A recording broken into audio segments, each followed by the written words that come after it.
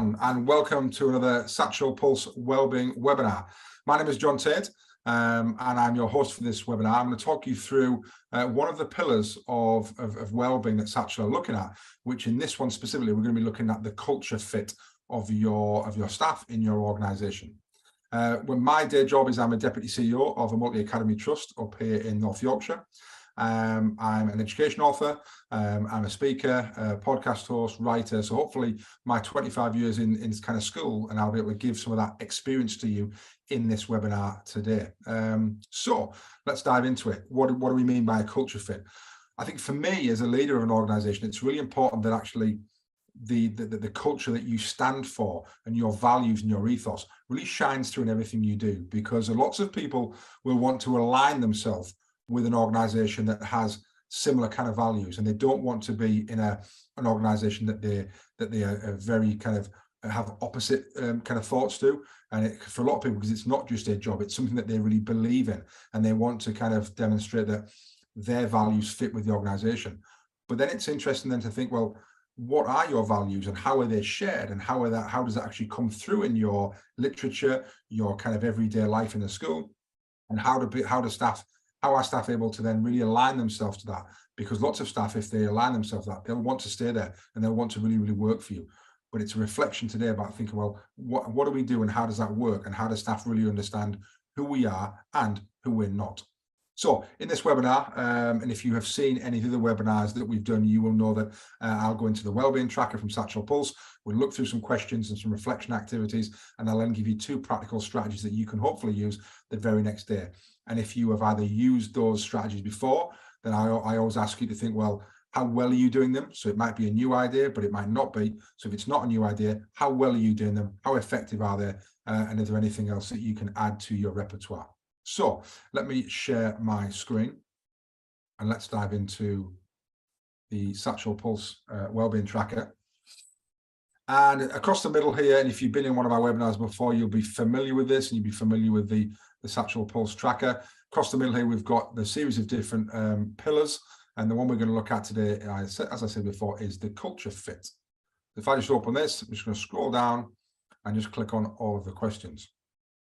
Now, what the tracker does, it gives you lots of different questions that you can use to ask yourself and reflect as a leader, but also to ask the staff. And ultimately, the staff would fill this out. But for this purpose, we're going to look at it from the leader's eyes about what do we think our staff would do, what would they say, and what does it mean for us as leaders then when we're thinking, what their answers might be. So if I look at the first one here, interesting, it says, I don't feel that my workload negatively affects my social life. And on the right-hand side, there are some questions then to think about. So are the wellbeing systems actually working for staff, and how do you know? And is staff wellbeing seen as a priority in the running of the school? So again, thinking about that, well, what would your answers be to that? And what do you think your staff would say to that? And actually, have you got things in place to ask your staff these questions? Whether it's a staff survey, whether it's actually one-to-one meetings, what actually would they say? Do you think that they would say that their workload doesn't negatively affect their social life? Or do you think there might be a different answer to that? If I just scroll down a little bit here, this one here. Overall, I'm happy with the behaviour of the students. So actually, interestingly, has there been a recent change in the management around behaviour? Has it led to changes that staff are unsure of? Is there a proactive SEL program in place to support the positive behaviour management? So are there things in place to help this? Because staff who are teaching students day in and day out, if they're not happy with their behaviour, they're not going to be happy, and their wellbeing is going to be affected. So actually, what is a school doing to actually support this? If I go down a bit further and pick another couple of questions out here. Interestingly, we would ask the staff this, staff and students this really. I feel my school or my trust is a safe place for all students. So actually, are there the right systems in place to help staff feel safe? And have they been practiced and refined with staff? So actually, do the staff feel safe on the corridors? Do the staff feel safe at break or lunchtime on the yard or on the field? Or are there places where staff are telling you that actually they don't feel safe? Or are there kind of, there's lots of schools that have kind of crush points on corridors where lots of students are coming in through the same door? Are there any places where you're noticing that and staff are telling you? And if you haven't asked these questions, then you need to be. This is the whole idea of this wellbeing tracker, that it gives you questions to think about and reflection activities to ask and to use with your staff, so you can get the answers that you need and then make the changes that you need to do after that. If I go back, go a bit further down, interestingly, this one I'll pick out. I believe I can ask for help from my supervisor when I need it. So actually, is there an expectation of the supervisor's role? Is that clear to everyone? And are staff able to access help when they need it? Okay, so that's really important that if staff need that help, do they feel that they've got the systems in place, and do they feel that they've got the time to do that as well? Okay, let me then come out of the wellbeing tracker and into my slides here. And I said I had 2 practical strategies for you to use here.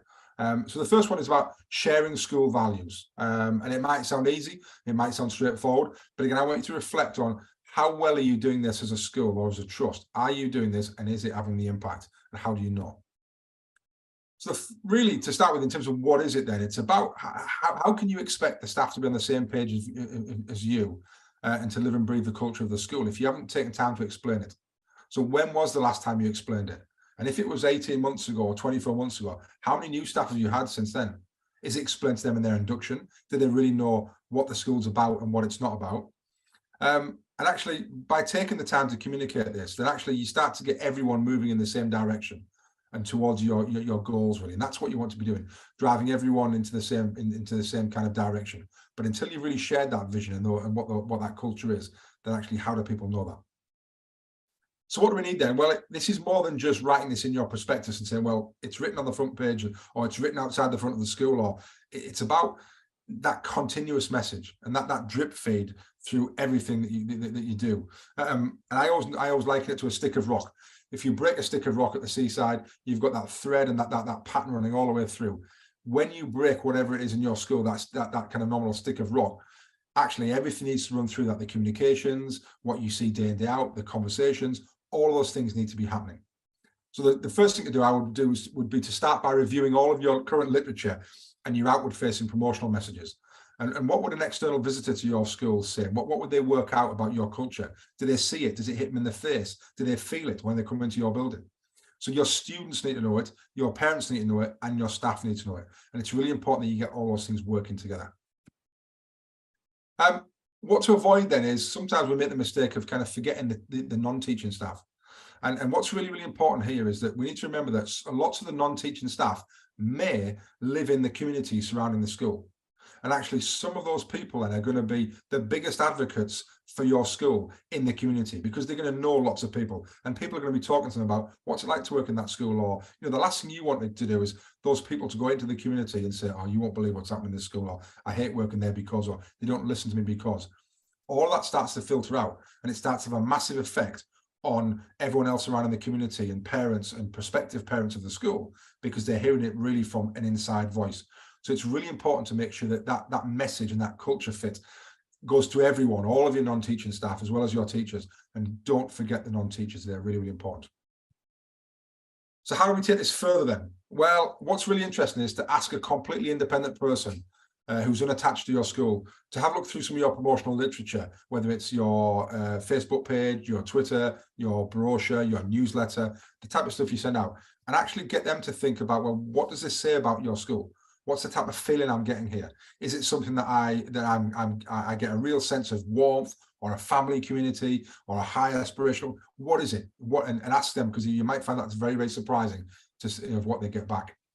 And ask staff for help as well. Once you're confident that you've shared the values of the school, actually, why not ask staff about any ideas about how they can kind of move this further, and how they can help.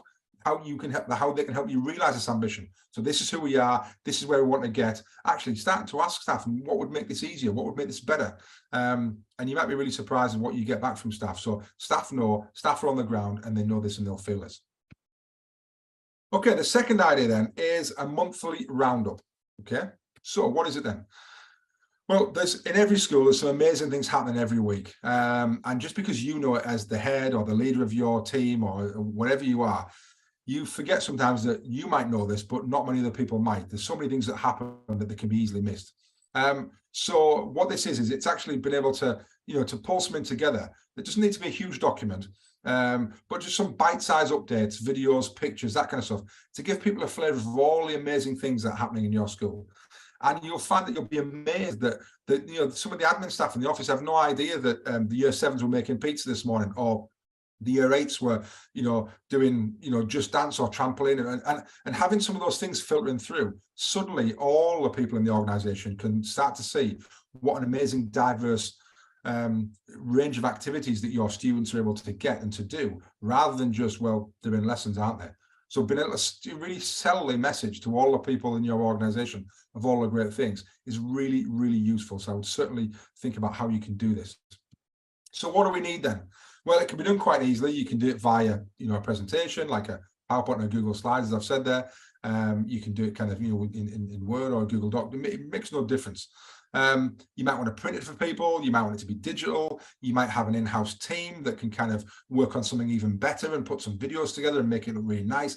But it doesn't have to be really slick. This is just about, here are a selection of great things that happened in the last 5 days at our school. And remember, this doesn't need to be a polished kind of marketing, kind of amazing bit of kind of publication that goes externally. This is just for your staff. This is just actually, how do your staff know all the amazing things that are happening inside your school? So you don't need to worry about it kind of being gone and published. This is just an internal piece of work. Might be also useful to get a publishing schedule. You might want to do it once a month, once a week, once a half term, whatever it is, and have some kind of template set up so that the people can drop things in that makes it very easy. So you don't need a big kind of in-house design team to do it all the time. So what to avoid then? Well, the only thing really here to avoid is the information overload. People aren't interested in all the details. They're not interested in all the names, all the times, the exact date, how many. They're not bothered. We want a picture. We want a headline. We want a couple of lines. This is what happened today. Picture, bang, brilliant. Picture paints 1,000 words. It grabs attention. It gets people engaged. So that's all people need. And even if it is too detailed, people are not going to have the time to read it anyway. So just make it short and sweet. Get to the point. Picture, headline, couple of sentences, done. That's all it needs to be. How can we take it further then? Well, I said earlier about creating a template, getting like an in-house design team or even an external provider to create a nice editable template that you can use and you can use month after month to streamline the process, to make it nice and easy. It looks quite nice. You can drop things in. You're not having to start from scratch. Makes it really easy. And lastly, adding it to the standard items of your senior leadership team meetings or your departmental team meetings, your phase team meetings, to then ask people, right, what's happened in the last week? What's happened in the last kind of month? So it's not just you thinking about these things. You get a range of different minds thinking about all the things that they know have gone on in the school.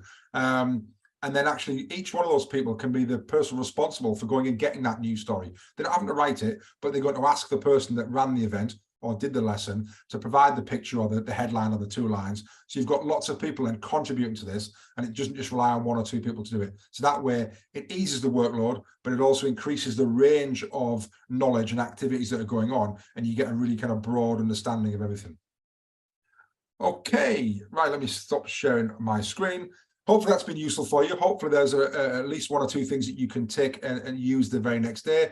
And like I always say, even if it is something that you're doing, reflecting on how well are you doing it, has it been really effective? What's the impact, and how can you do it better? So hopefully that's been useful. If it has, use those the next day. And if you've enjoyed this, then I will hopefully see you soon in our future webinars on the different pillars that Satchel Pulse are looking at in terms of wellbeing, so that you can improve the wellbeing in your school. We can have a happy school, high performing school, and that's obviously the place that we all want to be.